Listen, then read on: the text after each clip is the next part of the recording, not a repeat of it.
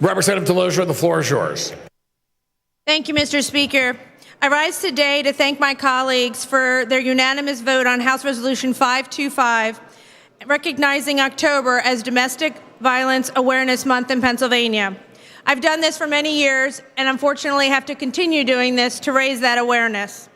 It's sad but startling fact that 102 people were killed last year in Pennsylvania by someone who was supposed to love them, someone who was supposed to be there in good times and bad, and someone who they never should have had to fear.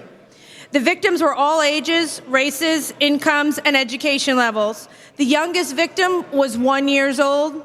The oldest victim was 86. They died in all parts of the state in 38 different counties.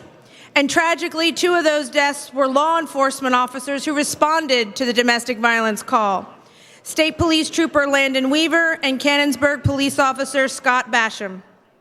They paid the ultimate sacrifice for trying to help others. But each of these victims is more than a statistic. They were mothers, fathers, daughters, sons, and friends. They were each valued parts of our community. With this resolution, I hope that we can further raise public awareness about this issue. Education and awareness are needed the most.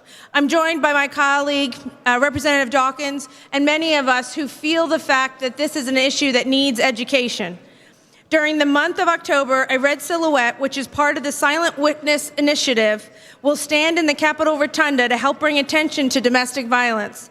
I urge you to find the time to visit this tribute and consider what you can do to prevent domestic violence.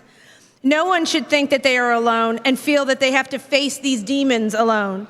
There is help out there for domestic violence victims. There are resources, people willing to help, and to be the support a victim needs.